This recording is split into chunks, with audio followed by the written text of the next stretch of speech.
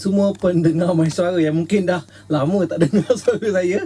Okey, saya kembali lagi dalam rancangan yang penting pada saya, itu rancangan buka buku. Yang susah sebenarnya nak dapatkan penulis-penulis ni Ustaz. Sebabnya penulis-penulis buku ni kebanyakannya bekerja. Jadi hari Khamis waktu bekerja itu sebenarnya menyebabkan kesukaran untuk menghadirkan penulis. Dan kali ni beberapa kali kita dapat datangkan semula satu penulis yang saya kira juga cukup penting di Malaysia, menulis dan dalam genre keagamaan. Tetapi bezanya sebab beliau ini menulis tentang kritikan dalam bidang agama. Yang saya ingat dulu ada satu je yang pernah mengkritik secara tegas dan keras, iaitu Profesor Syed Hussein Alatas, yang telah membuat satu buku yang saya juga rasakan mengesankan saya, iaitu buku bertajuk Kemana Dengan Islam. Itu satu kompilasi bagaimana Prof. Syed Hussein, Dr. Syed Hussein Alatas mengkritik golongan-golongan agamawan, dan sudah semestinya kebanyakan waktu itu dalam label partisan, termasuk nama PAS depan nama Islam, contohnya Tuan Guru, Tok Guru. Dan saya kira jarang-jarang berlaku seorang ilmuwan yang begitu berani mengkritik. Tapi jika kita membaca secara adil buku tentang kemandangan Islam tu, saya kira satu kritikan yang adil sebab berdasarkan ilmu dan metod-metod tertentu. Dan petang ini juga Radio My Suara berpeluang untuk mendatangkan seorang lagi penulis berkaitan agama Islam yang cukup kritikal, dan saya kira namanya juga telah dikenali dengan pelbagai isu dan juga kontroversi. Jadi selamat datang kepada Ustaz Wan Ji Wan Husin, seorang pendakwa dan penceramah bebas yang telah menghasilkan banyak buku. Saya ingat yang contohnya dengan satu buku itu yang Pemimpin Adil, saya Pemimpin dan Muslim Adil. Pemimpin Muslim itu buku pertama Ustaz yang saya pernah baca, dan kali ini buku yang saya rasa lebih tebal dan lebih dalam isunya, yang diterbitkan oleh Ilham Book yang bertajuk Ulama Yang Bukan Pewaris Nabi. Jadi Ustaz, buku Ustaz ni tajuknya sudah saya rasa tajuknya sudah mencetuskan kontroversi, tapi mujum masih belum diharamkan lagi. Tajuk tu biasanya Ustaz, kalau kita katakan ulama pewaris Nabi ni datang daripada hadis Nabi kan, diulang sebut, dan jarang orang mengatakan ada ulama itu yang bukan pewaris Nabi. Tetapi yang agak menarik tadi Ustaz namakan juga sebab Ustaz pun termasuk dalam kategori agamawan. Jadi macam ni macam mengata kaum sendirilah lebih kurang. Jadi mungkin Ustaz boleh permulaan ceritakan kepada pendengar My Suara FM tentang mengapa tajuk ini dipilih dan apa mesej yang ingin Ustaz sampaikan melalui buku ini.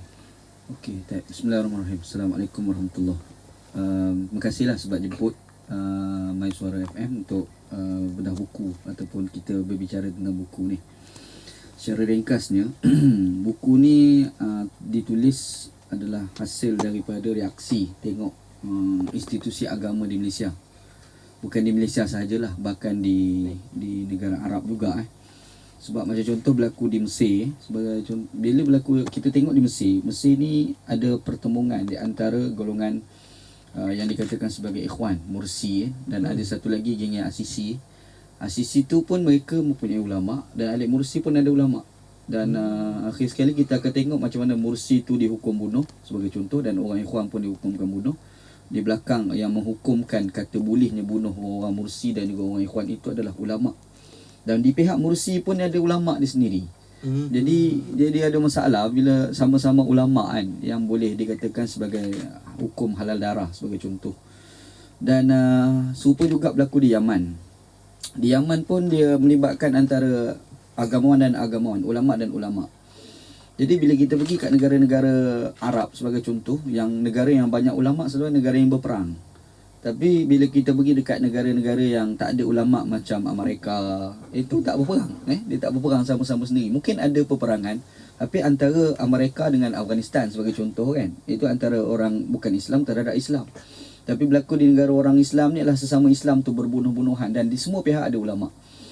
Itu satu point yang berlaku di negara Arab. Dan benda ni dia walaupun tak berbunuh-bunuh di tempat kita, tapi elemen-elemen menuju ke arah itu tu seperti semakin ada.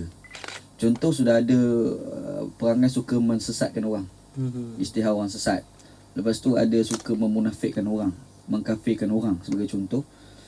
Benda ni dia bukan sekadar berlaku pada orang-orang politik, seperti contoh dalam PAS. PAS pun dia ada satu sejarah yang tak apa sihat, yang dia suka kapirkan orang UMNO dulu. Tahun 80-an tadi. 80-an dulu kan, dia kapir sana kapir sini.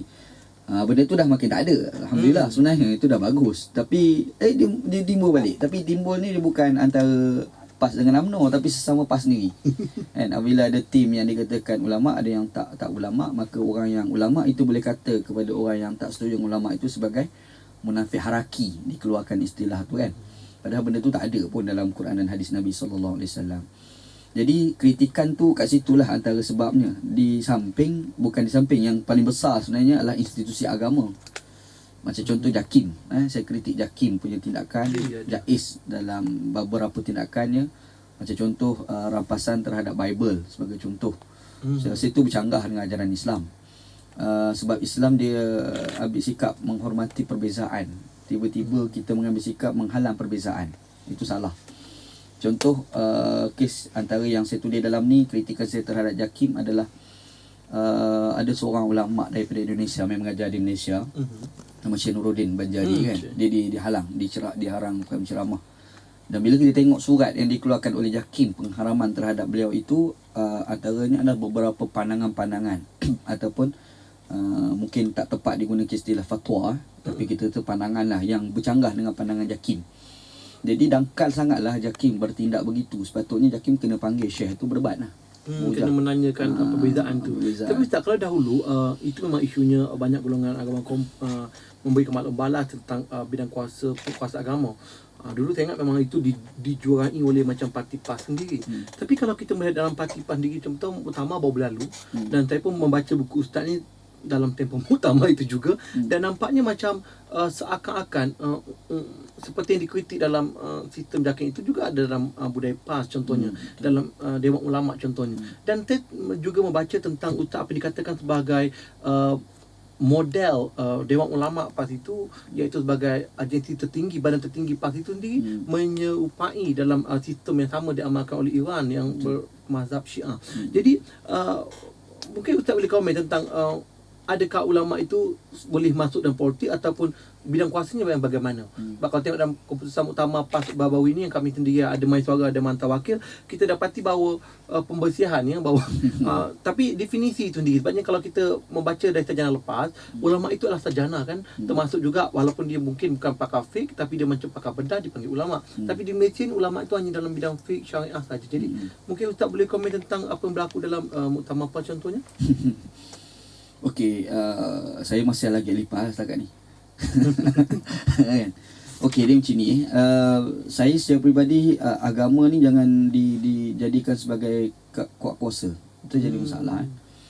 Sebab tu saya peribadi, saya tolak apa yang namakan sebagai mengagamakan orang agama ataupun mengagamakan institusi agama. Ada artikel dalam ni kan, ada tulis mengagamakan. Antara dosa besar ni yang orang abaikan adalah apabila orang mengagamakan orang agama. Orang agama ni pandangan ni mungkin betul, mungkin salah. Institusi agama mungkin betul, mungkin salah. Parti agama tu mungkin betul, mungkin salah. Tapi agama tak salah. Jadi apabila orang mengagamakan orang agama, maka orang agama bercakap itu dianggap sebagai benar.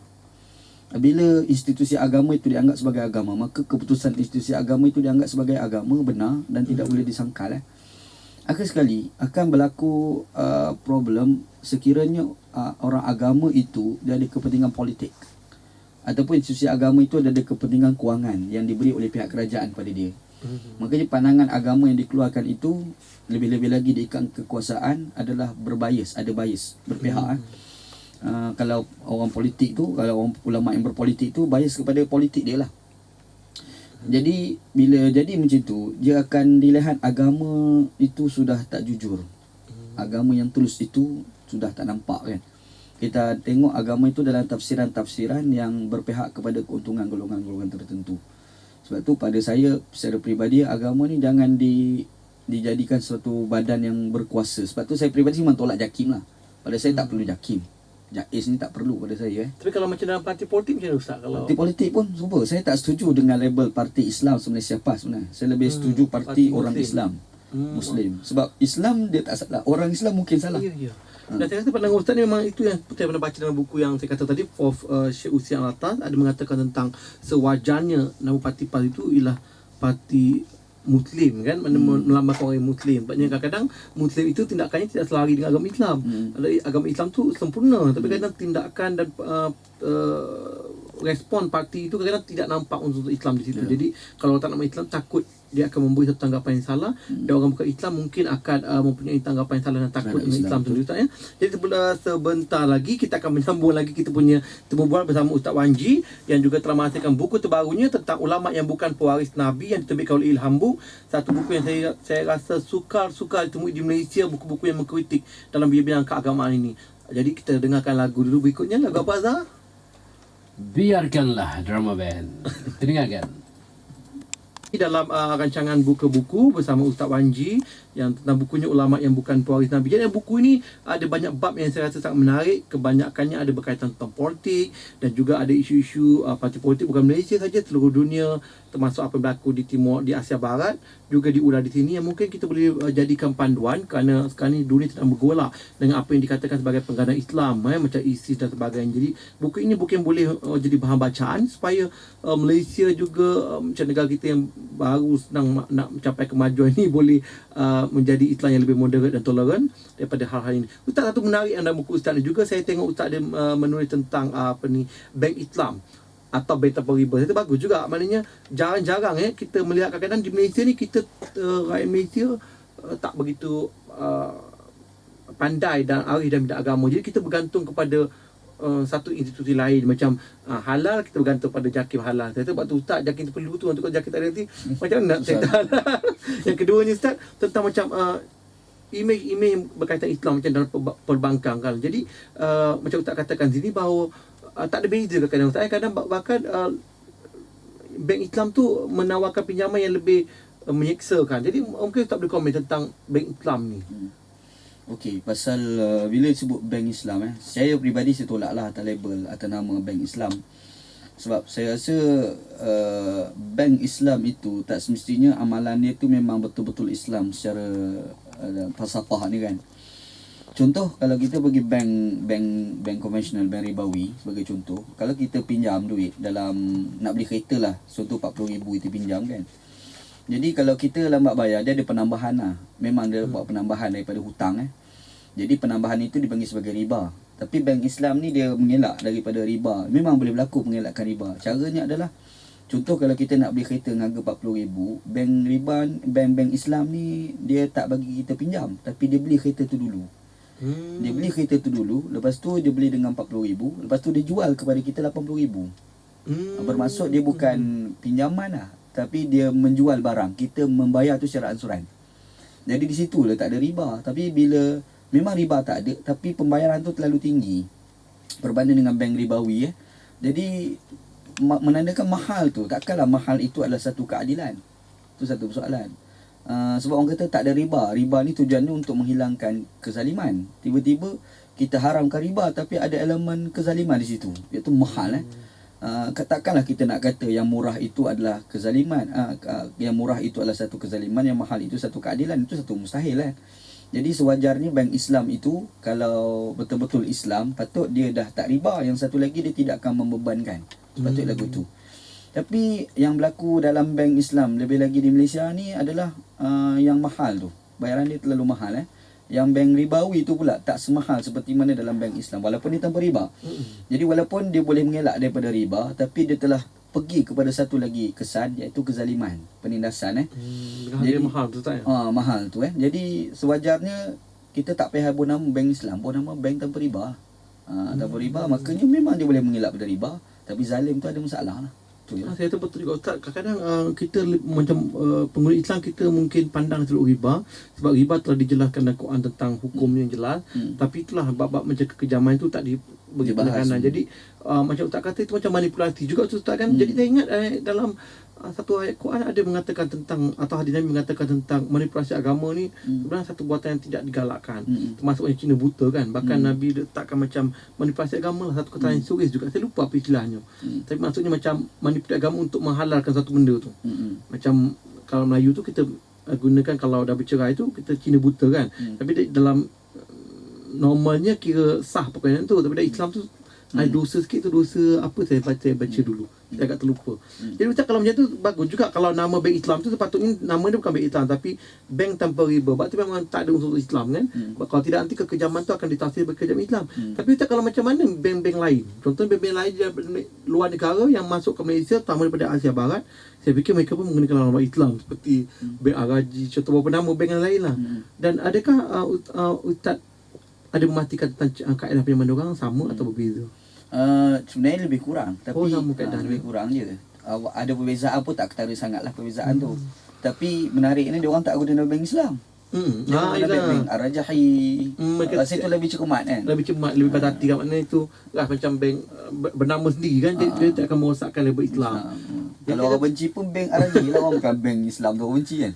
Tapi kalau begitu sayangnya tak banyak kadang bank ni juga satu institusi dakwah kan. Jadi jika mereka gagal untuk menunjukkan Islam sebagai satu instrumen ekonomi dan bagaimana Islam boleh mengurus takbir kewangan dengan lebih baik, jadi tak nampaklah keindahan Islam tu kan. Sebab mereka hanya sebuah bank biasa tapi cuma menggunakan label Islam dan tanda-tanda model-model termasuk pakai songkok dan sebagainya dan itu Islam.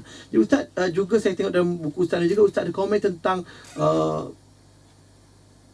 persepsi orang Malaysia ni yang agak teruja dan juga kepada produk-produk berbau agama, dan saya fikir ni memang paling kritikal. Tapi itulah nak mengomen ni agak sukar sebab biasanya kita pun bukan agamawan tapi Ustaz ni kira ahli agamawan, dan saya ingat memang banyak pengalaman. Contohnya ada yang terbaru ni penita belihan mesti diperdengarkan ayat suci, dan baru-baru ni saya ke Hospital Serdang apabila nak memesan air di kafeteria mereka, saya terkejut bercampur teruja ya, sebab dia ada pelbagai air dia besar-besar tulis air mata kucing diperdengarkan ayat suci. Dan saya rasa dalam pengalaman saya dan pengetahuan saya, nak makan dan minum ni cukup dengan bismillah. Tapi ini dah lebih mafhumnya sebab ini dah siap diperdengarkan. Jadi Ustaz, macam mana fenomena macam ni mendapat tempat dan agak pelik dia lari di pasaran? Saya rasa agama ni perlu dilihat sebagai, kita perlu lihat agama dengan sejujur-jujurnya. Kita jangan jadikan agama ni sebagai alat untuk kita nak menguntungkan golongan tertentu lah. Mungkin Malaysia ni orang nak pada agama ni dah makin kuat. Kita tengok ada yang nak pada agama ni bukan calon-calon orang, kadang-kadang orang yang berharta orang yang ada Tan Sri, orang yang ada datuk, yang diorang ni start nak pergi pada agama. Jadi mereka ni golongan yang tak berkira kadang-kadang membeli barang kan. Lebih-lebih lagi bila berlabelkan agama, lagi diorang nak beli. Pada saya, agama ni kalau dia datang, kalau sekiranya dia menjual barang, yang mahal itu perlu jadi murah. Itulah agama. Sebab agama kan sifatnya rahmat, dia bukan nak menyusahkan orang kan. Tapi sekarang ni berlaku, agama ni betul-betul dijadikan sebagai alat untuk nak melariskan barang. Bermaksud, agama ni sudah dijadikan sebagai cara untuk orang tu mengawak keuntungan dan memperdaya kepada orang yang nak kepada agama. Jadi benda ni wajar dielak lah. Sebab itu antara sebab berlaku kerosakan dalam agama Yahudi yang dicerita dalam Quran. Quran tu sendiri menceritakan tentang bagaimana penyelewengan terhadap Taurat itu berlaku apabila orang-orang agama ni sudah memanipulasikan agama. Mereka menggunakan kepentingan, orang-orang tertentu ada kepentingan yang diorang ni tak suka Nabi Muhammad SAW. Dan diorang ni tak nak orang-orang Yahudi ni ikut Nabi Muhammad, sebab nanti diorang punya pembayaran cukai tu tak diberi lagi pada mereka, sebab diorang pakat masuk Islam kan. Jadi mereka pun pergi upah pada guru-guru agama tertentu supaya tulis Taurat itu jangan bubuh lagi cerita pasal Nabi Muhammad, tukar cerita lain. Maksudnya tutupnya kebenaran Nabi ni apabila orang-orang agama tu ada kepentingan di situ. Jadi kita kena mengelak daripada macam ni. Macam tu. Dan kalau tak belajar pun betul macam kita tengok sejarah netizen di Eropah, bagaimana agama Kristian berpecah pada Protestan bila Katolik itu beberapa rahibnya menjual agama, termasuk menjual surat pengakuan dosa kan. Kalau kita tak kawal, akan datang kita akan jadi seperti itu. Alhamdulillah. Dan Ustaz, kalau macam bagi contoh dalam buku ni saya tu menarik, macam minuman biasa air mineral RM2 tapi lepas dibacakan ayat suci Quran di label sunnah je pada RM20 Ustaz dan sebenarnya ini satu penipuan juga Ustaz kan. Ayat agama ni status ni sekarang saya agak keliru Ustaz, yang ada mengatakan bahawa ayat Quran mengatakan agama tidak boleh dijual beli ni. Jadi macam mana Ustaz nak tafsirkan ni? Agama tidak boleh dijual beli ni antaranya yang dimaksudkan dalam Quran lah. Sebab Quran ada sebutlah ulaika alladzina ishtaraw ad-dalalata bil huda kan. Allah Taala kata mereka lah golongan yang telah membeli kesesatan itu dengan kebenaran. Ada dalam Quran. Maksudnya Diorang nak menutup kesesatan mereka tu dengan mereka membubuh beberapa ayat-ayat Quran tertentu ataupun hadis tertentu supaya dilihat sebagai benar. Itu berlaku dalam syariat dulu sebenarnya, berlaku pada orang Yahudi, dan benda tu sebenarnya Allah Ta'ala dah cerita pesanan kepada kita supaya benda tu tak berlaku pada syariat Nabi Muhammad sallallahu alaihi wasallam. Jadi bila kita tengok benda tu berlaku dan itulah kerosakan pada orang Yahudi, maka kita dapat lihat benda tu perlu diambil perhatian oleh orang-orang Islam yang mengamalkan syariat Nabi Muhammad sallallahu alaihi wasallam. Cuma orang pada hari ni diorang buat tu, diorang mempamerkan macam diorang tak bersalah dengan beberapa tema-tema dan atas kepercayaan orang pada orang agama itu sendiri. Sebab kadang yang buat tu bukan orang agama yang jalan-jalan orang agama yang popular.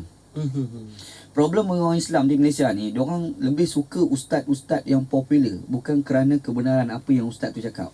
Kadang-kadang ustaz tu tak popular pun, kebenaran dia benar, itu diabaikan. Berbanding ustaz-ustaz TV orang cakap, ini ustaz TV cakap ni. Ustaz TV cakap ni, padahal ustaz TV cakap tu merapu ke? Kadang-kadang ustaz TV cakap tu tak ada sumber Quran hadis pun. Kadang-kadang ustaz TV cakap tu pun benda yang kita fikir takkan kot Nabi Muhammad ni makan roti jala, contohlah kan. Itu sebab ustaz TV orang pakai lah. Betul tak? Sebab itu problem orang Islam di Malaysia ni, bila dia mengamalkan agama, dia mengamalkan agama tu sebab by orang, bukan by apa yang disebut. Benda ni Ali bin Abi Talib pernah sebut. Ali kata unzur ila maqal wal tanzur ila manqal. Tengok pada apa yang dicakap, bukan tengok siapa yang bercakap. Orang agama macam mana pun dia punya pasal lah. Yang pentingnya kandungan yang dicakap tu betul ataupun tidak. Bukan orang agama lah, orang tak agama pun yang bukan menjadikan agama, kalau dia cakap benda tu betul, dia adalah betul lah. Kalau orang tu belajar azhar sekalipun, dia cakap benda tak betul, maka itu tetap tak betul. Kita tak boleh nak kata betul tu disebabkan dia orang agama. Cuma macam mana kita nak atasi benda ni bagi rakyat Malaysia? Pada saya, orang Malaysia dia kena berani berfikir. Orang agama nak baca, sekarang Malaysia tak nak baca, nak mendengar je kan. Betul. Mendengar tu tak salah. Yang masalah dengar terima bulat-bulat. Tu salah. Tapi tak, kalau kita macam tak katakan tentang penceramah agama di TV kan. Memang saya pun kadang-kadang dah lama tak ikuti kan, tertengok, kadang agak kecewa juga kerana selepas 50 tahun kita masih berbicara tentang hal fardu ain. Saya kira itu satu benda yang bukanlah tidak baik-baik, tapi tidak membina. Sedangkan kita patut bercakap tentang hal-hal ekonomi, tentang bagaimana Islam berdepan dengan riba, macam tak katakan tadi bank Islam, apa pilihan kita sebagai umat Islam. Patut kalau kita bicara macam tu yang ada kesan langsung dalam kehidupan tu, mungkin lebih mengesankan. Sebab saya nampak pasal yang pertama tu mungkin agamawan tu tidak ada kemampuan untuk cakap benda besar-besar. Dia orang nak berbicara tentang bank sebagai contoh, dia orang tak ada knowledge tentang bank. Satu masalah juga kan. Jadi mereka tahu cerita tentang haid nifas sebagai contoh, tentang puasa, semayang, zakat macam tu. Okay, fine, dia orang bercakap sebab atas kefahaman mereka. Satu. Yang kedua, kadang-kadang benda ni boleh berlaku sebab itu market dia orang. Sebab kalau dia orang cakap benda lain, orang tak nak dengar. Kalau cakap bab tu, orang nak dengar. Jadi agama ni orang cakap tu sebab atas itu sahaja perkataan yang menyebabkan orang nak dengar. Laku tu sebab tu. Jadi benda tu sepatutnya kena diubah lah. Lebih-lebih lagi orang agama. Saya rasa nak salahkan orang awam tak boleh sangat. Ini kena lihat pada orang agama. Orang awam orang awam macam-macam. Orang agama tu sendiri dia kena ada penambahan, dia kena ada pembacaan, dan jangan mudah berhukum pada benda yang dia tak jelas lagi pada benda yang dihukumkan. Contoh macam ini mungkin kritikan saya lah banyak part. Contoh macam mufti di negeri Selangor. Dia buat keluar satu fatwa mengatakan tentang sesatnya sistem Islam. Ada keluar fatwa itu kan. Problem pada fatwa tu adalah dia tak tahu implikasi di sebalik fatwa tu. Bila dia fatwakan sis itu sebagai sesat, dia akan jadi implikasi yang lain. Antaranya kalau orang sis mati nak tanam kat mana? Apakah ditanam kubur orang Islam ataupun di kubur orang bukan Islam? Kalau difatwakan sebagai sesat.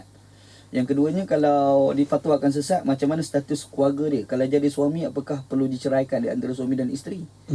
Yang ni benda ni tak dipikirkan oleh Jabatan Mufti. Dia hanya kata sesat. Lepas tu bila orang tanya macam mana tanam, oh tak sampai tahap tu. Lepas tu kau kata tak tahap macam tu, padahal kau dah kata sesat. Maksudnya inilah problem orang agama. Bila mereka ni sendiri tak cermat bila mengeluarkan pandangan-pandangan keagamaan. Gitu. Itu yang jadi saya tak maaf pun, itu juga isu yang saya baca 2-3 hari ni Ustaz. Kita nak keluar pada putuskan hubungan, macam mana hubungan tu kan? Dia berfikir panjang kan.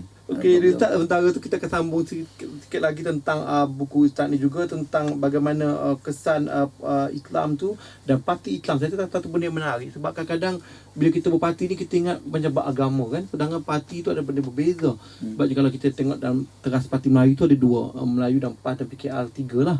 Kalau kira dua yang totally Melayu Islam tu dua. Jadi sebenarnya Melayu tu pun Islam, yang Islam tu pun Melayu. Jadi saya rasa itu yang patut kita akan bincangkan sebentar saja lagi, dan kali ini untuk meringankan telinga-telinga kita punya pendengar, kita dengarkan satu lagi lagu supaya semua pendengar kita maklum bahawa biasanya kita selalu bawakan buku-buku yang berat, dan apatah lagi buku kali ini, buku Ustaz Wanji ni buku yang berat dan juga pengisah tentang agama, iaitu ulama yang bukan pewaris Nabi. Kita kembali lagi sebentar saja lagi. Kita kembali lagi dalam buku-buku kali ini, iaitu kita bawakan buku agama. Jangan-jangan kita bawa buku agama ni mungkin sebab tanda nak Ramadan ni kan, jadi keinsafan kan. Okey, jadi kita masih bersama Ustaz Wanji Wan Hussein, seorang penceramah dan bebas yang juga banyak menulis buku. Kali ini kita bawakan buku beliau yang diterbitkan oleh Ilham Book yang bertajuk Ulama yang Bukan Pewaris Nabi. Jadi Ustaz, dalam buku ni juga Ustaz ada cakap tentang politik sedikit, politik Malaysia lah kan, politik partisan. Jadi saya rasa menarik juga Ustaz tulis tentang macam kemenangan parti Islam itu bukan bermakna kemenangan Islam. Sebab tu kadang-kadang itu skeptikal kan. Biasanya kalau orang yang parti Islam tu dah akan mendakwa begitulah. Sebab itulah parti Islam selalu menggunakan lawangan takbir.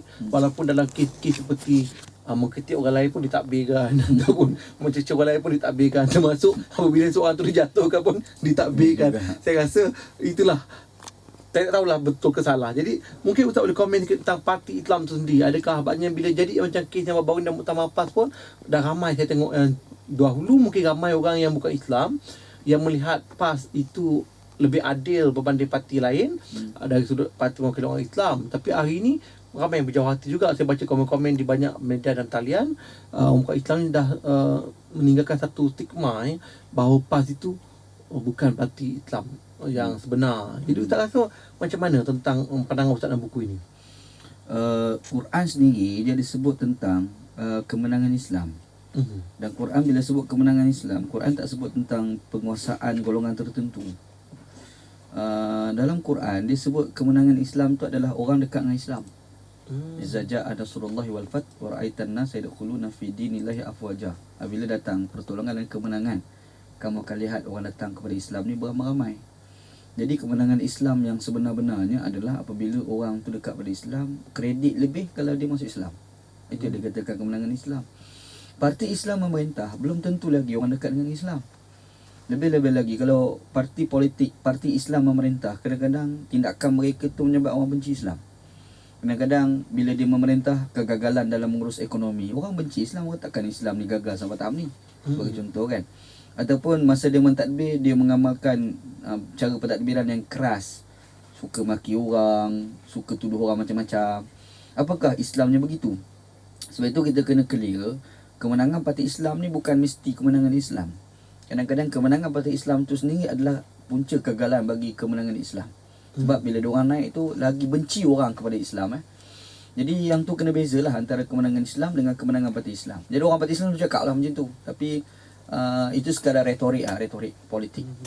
Itu kadang tak tengok di kalangan penyokong-penyokong parti Islam biasanya kan, yang kita kadang-kadang khawatir apabila dalam parti Islam tidak akan sebagai agama kan, agama diterima satu nas itu tanpa kita mempertikaikannya kan, datang pada Quran, ayat Quran biasanya kita terima tanpa satu alasan kan. Jadi kadang-kadang dalam parti agama ini masalahnya sesuatu kata pun itu diterima dan mereka tidak boleh mempertikaikan. Bahkan saya rasa dalam parti Islam sendiri ada istilah macam tidak wala dan sebagainya. Dan saya tak tahu bagaimana ketaatan itu diberikan kan, seolah-olah macam Ustaz katakanlah bahawa ulama tu tidak maksum kan. Jadi ini yang kadang melanda parti Islam yang paling dikhawatiri macam berlaku di Aceh Barat apabila mereka menganggap itu sebagai politik, sebagai satu jihad sampai melibatkan senjata, perang saudara. Jadi Ustaz melihat di Malaysia ini ada bibit kara itu ke? Fikrah sebegitu ada. Pemikiran, ideologi macam itu tu memang ada. Sebab itu ada orang Islam kita boleh, orang Malaysia kita terlibat dengan ISIS. Itu kan? Sebab pemikiran tu ada, cumanya tak berlaku di sini dari sudut perbuatan je. Segi pemikiran tu ada. Kalau kita baca Facebook yang aliran-aliran Islamik yang agak ekstrim ni, memang ada fikrah yang keras, yang nampak kalau kita bunuh tu satu jihad. Padahal kalau kita fikir-fikir, mana mungkin Islam yang dikatakan agama rahmat itu datang kerja dia melakukan keganasan. Mustahil. Benda tu mustahil. Kenapa boleh dia macam ni? Sebab sebenarnya dia bukan isu Quran tau, dia bukan isu hadis, dia adalah isu tafsiran orang terhadap Quran dan hadis. Isu Quran satu isu tafsiran. Dia tak sama antara tafsir dengan Quran. Ayat Quran ni kita kena clear nombor satu. Benda ni pun saya ada tulis dalam buku ni lah. Quran ni dia bahasa sastra.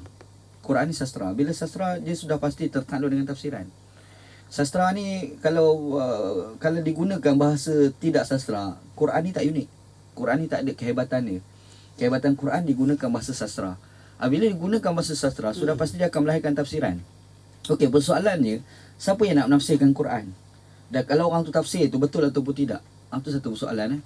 Makanya di situlah Islam ni ajar konsep menghormati perbezaan pendapat di kalangan ulama. Dalam keadaan tidak menafikan perkara-perkara dasar bagi agama.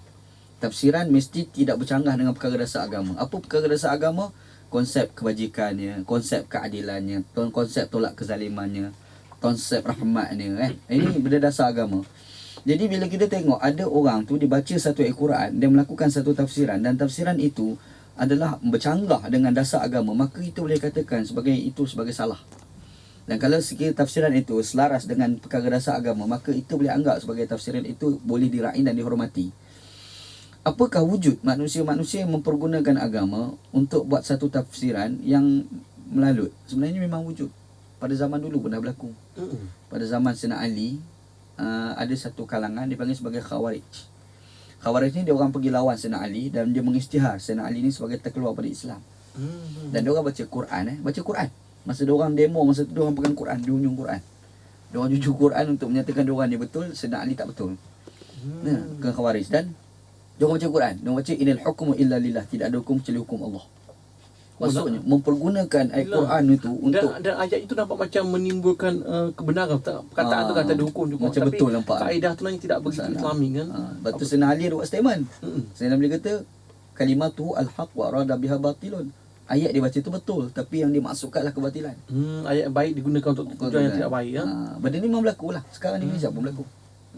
Tu kadang tak tafsirkan agama ni bertafsirkan dan golongan agamawan yang berpihak ataupun berkepentingan memberikan tafsiran untuk menjaga kepentingan-kepentingan mereka. Itu yang paling bahaya kan kalau dalam bila agama disalahguna. Jadi Ustaz, betul saya baca dalam buku Ustaz ada satu tajuk Ustaz mengatakan bahawa politik moden hari ini banyak mewarisi Al-Mawardi. Jadi Ustaz apa maksud walaupun Al-Mawardi ni satu ulama yang lama dalam Abbasiyah kan. Jadi sampai ke hari ni kebanyakan agama Malaysia, agama di Malaysia hari ni banyak mengikut yang pandangan sebegitu. Apa masalah pandangan tentang ulama Al-Mawardi itu Ustaz? Al-Mawardi ni ulama kerajaan Abbasiyah. Dia ulama kerajaan. Jadi dia ni orang yang ada berkepentingan dalam kerajaan lah. Satu. Pandangan dia tertakluk kepada tafsiran dalam kerajaan zaman tu. Antaranya dia mensyaratkan pemerintah mesti di kalangan Quraisy, orang Quraisy, sebab Abbasiyah ni bangsa Quraisy. Kalau kita pakai pandangan tu, kita nak adaptasi di dunia moden pada hari ni kacau. Sebab di Malaysia mana ada orang Quraisy, Melayu semua. Bukan Budu, bukan Belacan semua kan. Jadi mana ada Arab Quraisy Jadi dia kata pemerintah masih Quraisy. Lepas tu dia letak beberapa syarat-syarat yang lain. Sebagai contoh, dia kata pemerintah itu mesti mujtahid. Mujtahid ni orang yang ada pemahaman yang terlalu mendalam tentang Quran dan hadis Nabi SAW. Pandangan-pandangan tu dibuat sebab dalam kerangka politik zaman tu. Tapi zaman dah beratus. Mari zaman sekarang, orang pakar Quran hadis belum tentu lagi boleh bagi kebaikan pada rakyat. Dia pakar Quran hadis tapi belum tentu dia boleh bahas YMDB tu macam mana. Kadang-kadang dia pun tak tahu pengurusan dalam tabung-tabung haji tu sendiri pun dia tak tahu. Kan? Jadi sebab itu kalau tengok dalam tradisi Ahlussunnah wal Jamaah lah, orang Sunni, saya ada tulis dalam ni juga tentang Ahlussunnah wal Jamaah beza dengan Syiah punya tradisi politik. Ahlussunnah wal Jamaah punya tradisi politik, pelantikan pemerintah itu syarat dasar dia dua sahaja. Yang pertama dia adalah amanah, yang kedua dia mesti ada kemampuan, kelayakan. Dua je.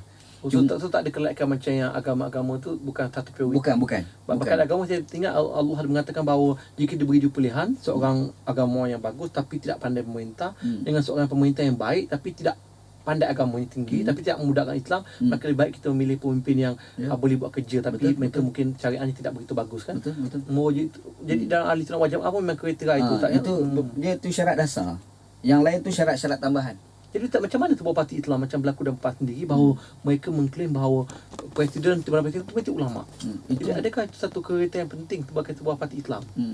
Itulah problem yang saya kritik apabila parti Islam ni terlalu suka sangat merujuk pada Al-Mawardi. Oh, jadi itu tak masuk ke pemahaman Al-Mawardi tu, maknanya perlu seorang pemimpin tu mesti mustahid, orang mustahid agama tinggi. Kadang-kadang dia tak memberi kebaikan pada rakyat pun. Yelah, kadang agama ni bersifat peribadi Ustaz kan, macam kita tengok di Malaysia ada dipanggil pertandingan macam musabaqah Quran ni. Kadang-kadang pembaca itu sedap bacaannya berlagu tapi belum tentu beliau bagus dari sudut pelaksanaan, dari sudut kepimpinan, dari sudut kewangan kan. Mereka tak boleh komen, mereka hanya pakar dalam bidang bacaan. Jadi itu yang paling bahaya kan. Okey, masih Ustaz, jadi kita akan kembali lagi. Ustaz tunggu. Ada soalan terakhir pada Ustaz. Jadi kepada semua pendengar, itulah sedikit perbualan kami tentang buku Ustaz Wanji Wan Hussein. Ya, beliau ada seorang pendakwah muda sebagaimana saya katakan tadi, yang juga berasal, saya tak sempat memperkenalkan beliau tadi. Jadi beliau berasal daripada Pasir Kelantan dan kini tetap di Tengah Buloh.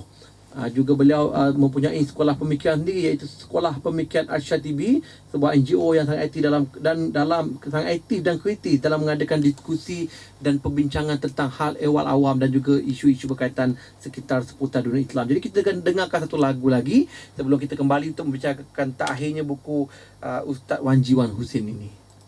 Okey, kembali lagi dalam satu rancangan kita.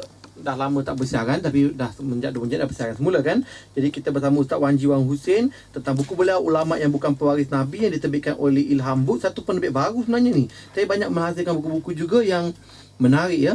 Dan buku-bukunya kebanyakan yang tentang isu semasa. Dan buku Ustaz Wanji tidak mahal walaupun tebal sampai 217 muka surat, tapi dia memang harga RM20. Biasanya kalau buku agama ni Ustaz biasa mahal. Biasa saya tengok buku kat Malaysia ni, kalau buku agama biasa tengok mahal. Kalau diterbitkan oleh penerbit Islam kan. Sebab saya fikir orang Malaysia ni kalau buat agama ni mereka tak berkira ya. Sebab mereka kata dia dapat pahala. Macam orang kata kalau kita baca buku bukan agama ni, kadang-kadang saya kat Facebook saya tulis baca buku, nanti ada komen, baik baca Quran. Saya fikir satu stigma orang Malaysia ni kadang-kadang tak meraihkan ilmu. Mereka melihat hanya Quran sebagai sumber ilmu. Iyalah, Quran memang sumber ilmu kan, tapi takkanlah kita baca buku lain pun nak dekat dengan Quran kan. Ini saya rasa komen-komen yang agak sarkastik. Tapi Malaysia memang macam tu Ustaz. Tahun lepas saya membawa ibu saya berjalan di Eropah kan. Ada satu komen daripada rakan Facebook saya pun tak kenal, dia kata, buat apa pergi Eropah, patut pergi menaik umrah. Saya pun tak faham. Padahal saya rasa yelah kita tak kemampuan itu, buat itu satu hadiah lain. Saya kata just macam seorang anak kita meraihkan ibu, jadi itu je lah. Tapi lah aku ingin umrah tu lebih baik. Tapi saya fikir komen-komen begitu pun agak skeptikal, menyalahgunakan agama. Saya kata sebab semua benda dia tak bersih dengan agama kan.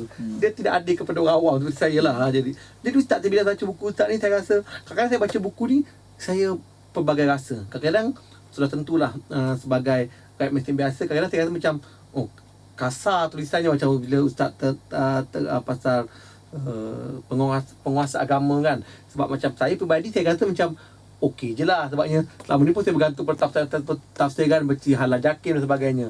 Tapi tentang ni saya bersetuju dengan Ustaz, macam pembangkang tentang politik.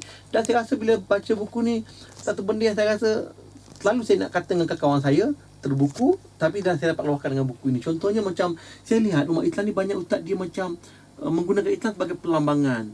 Okay, kalau kita pakai jubah, nampak Islam. Kita simpan janggut, nampak Islam. Dahi hitam tu nampak Islam. Kalau kita bersedekah pun nampak Islam yang di depan-depan lah. Tapi kadang-kadang kita tak tengok pada adab. Kadang-kadang tengok orang Islam tidak beradab. Ya, walaupun dia orang Islam tapi tak beradab. Walaupun berkopiah, kadang-kadang macam saya tengok di masjid negara, dalam demonstrasi sebagainya lah kadang-kadang. Ataupun dalam politik sendiri. Macam apa berlaku dalam PAS baru-baru ni kan. Orang tengah bersedih, dilaung takbir contohnya lah kan. Lepas tu bila pemimpin tengah bercakap, dicela ataupun dicerca ataupun diteriak. Saya fikir itu bukan adab Islam. Tapi saya tak tahu adakah ini dibenarkan dalam politik siasi hari ini. Tapi saya rasa sebab saya seorang yang sangat partikel tentang adat ni, saya kata Islam tu menyanjung tinggi adat, tapi bukan adab. Tapi hari ni saya tahu umat Islam banyak yang ke arah situ. Sebab tu saya rasa Ustaz, bila apa jadi dalam isu dunia Islam ni, kita lebih suka menghukum. Kita kurang dari faktor berdakwah kan. Dan saya kira dakwah itu paling penting bukan melalui perkataan tapi perbuatan. Sebab kalau kita cakap Islam baik, kita pun kita orang terbaik, tapi kita pun tak mengamalkan akhlak Islam. Sebab saya kira Nabi berdakwah memang melalui akhlak. Sebab itu dalam tempoh berapa tahun Nabi berdapat pengikut ramai. Jadi Ustaz boleh komen sedikit last, mungkin Ustaz boleh cakap tentang fenomena beragama dan amalan di Malaysia ni. Mungkin ini benda yang kita kena fikir pasal Islam yang sekarang orang Islam hadapi sekarang lah.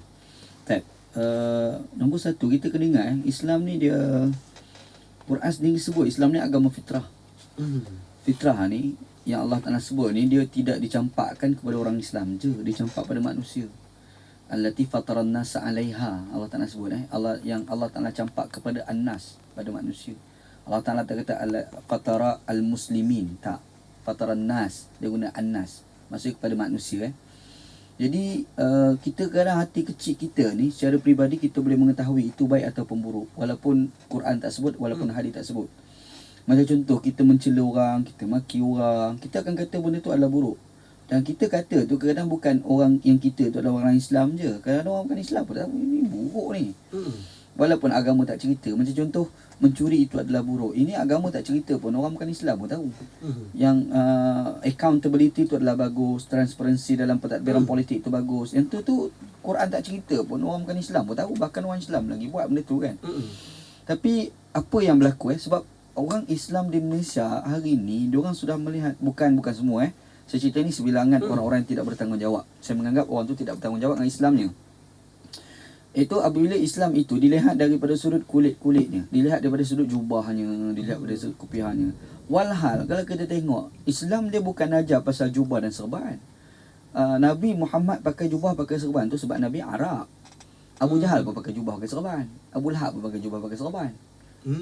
Jadi Islam tu sebenarnya kita bukan Islamisasi tau, kita sudah Arabisasi. Kita kearaban, kita bukan keislaman. Itu yang paling kritikal. Saya banyak sampai saya baca satu buku Ustaz tentang ditulis oleh pensyarah seni Bina UTM. Mereka mengatakan Malaysia terkena wabak budaya kearaban. Sebab tu masjid kita semua bentuk Arab. Betul. Sedangkan kalau kita pergi negara China, umat Islam China lebih ramai daripada umat Islam Malaysia, tapi mereka ada identiti China dikekalkan.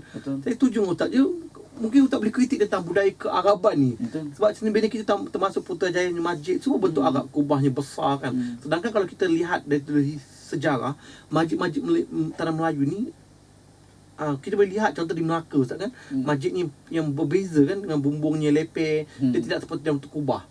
Jadi budaya kearaban ni Ustaz, mengapa begitu mudah melekat dapat sampai kita kehilangan identiti kita kan?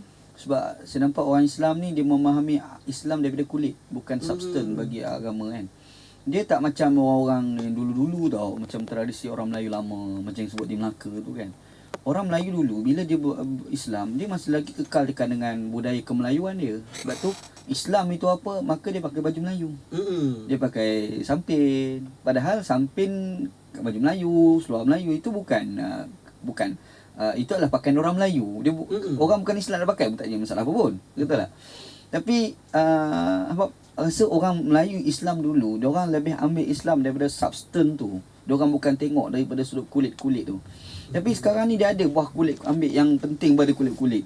Mungkin sebab faktor kita dah banyak pergi ke negara Arab ataupun ustaz-ustaz yang dikatakan popular itu adalah berpakaian Arab kan.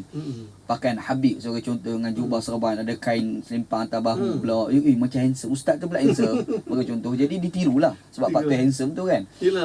Nak laku orang macam orang nak lakukan tudung sebagai contoh, dia kena bubuh perempuan yang cantik. Takkan nak bubuh perempuan yang tak cantik kan. Jadi disebabkan perempuan tu cantik, pakai tudung lawa. Jadi orang yang tak lawa ni pun try pakai rasa cantik. Jadi ustaz tu yang pergi mengajar, yang berdakwah, yang popular masuk TV tu, muka pula handsome, lepas tu pakai pula jubah. Jadi kita pun wah Islam ni, kita pun pakai style tu juga kan.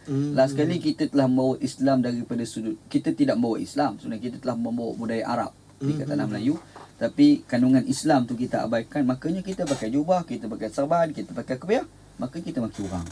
Sebab enggak? Tak dapat dalam Ustaz. Akhlak iti tak dapat. Dapat. Kita buat kulit-kulitan tu ya. Oh, itu yang bahaya fenomena tu. Walaupun kita meraihkan kekulit-kulitan ni, tapi kalau boleh dah pula itu juga. Kalau kulit je Ustaz, susah juga kan. Islam tu nanya satu penyelesai masalah kan. Adil cara hidup, bukan sebagai ritual kan. Kadang-kadang ramai orang terperangkap Islam tu sebagai ritual sembahyang 5 waktu, tapi mereka tak membuat benda-benda yang amalan yang baik. Jadi terima kasih kepada Ustaz Wan Ji Wan Husin, seorang penceramah dan pendakwah bebas, yang juga penulis buku Ulama yang Bukan Pewaris Nabi, terbitan Ilham Book, yang pada pendengar semua buku ini boleh didapatkan di banyak kedai-kedai buku yang ternama seperti Kinokuniya, MPH Bookstore, juga ada di Popular Bookstore, dan juga ada kalau paling mudah boleh beli secara jam talian di dalam laman sesawang Facebook Ilham Book. Ilham Book ada S di belakang, dan tuan-tuan pendengar boleh membeli sendiri tentang buku Ustaz Wan Ji ni yang bercerita tentang ulama yang bukan pewaris Nabi, yang mana beliau banyak melihat kepada fenomena yang berlaku di Malaysia, bagaimana penyalahgunaan agama yang dibawa oleh pelbagai pihak, dan bagaimana kita ingin menjadi umat Islam yang lebih baik dengan tidak bertaklid kepada ulama yang kepada membuta tulilah tanpa melihat kepada nas ataupun kepada fakta yang dibentangkan. Jadi terima kasih Dr. Wan Ji yang sudah hadir pada kali ini. Yang saya katakan bahawa jarang-jarang berlaku buku kritikan pada agama. Ini adalah buku kedua yang saya ingat yang pernah saya baca selepas buku Prof. Sheikh Husin Alatas tentang Kembali dengan Islam. Ya, buku ini mungkin ramai tidak bertuju sebahagian dan sebahagian lain, itu tidak ada masalah, sebab seperti kata Ustaz Wan Ji dalam buku ini, bahawa Islam itu tidak menghalang untuk berdaya berfikir, bertuju atau tidak bertuju kan. Sebab Islam itu sendiri ada satu agama yang menggalakkan kita berfikir secara lestari dan jujur. Ya, terima kasih kepada semua pendengar. Seperti biasa, minggu depan dan minggu-minggu berikutnya setiap Khamis jam 2 hingga 3 petang, rancangan buku-buku akan bersiaran dan membawakan pelbagai buku-buku yang berkaitan dengan topik-topik semasa. Cuma maaf hari ini kita terlewat sikit. Dan minggu depan kita akan insya-Allah akan menepati topik masa yang dijanjikan. Terima kasih kepada Ustaz Wan Ji dan juga Ilham Book yang membawakan buku Ulama yang Bukan Pewaris Nabi. Terima kasih.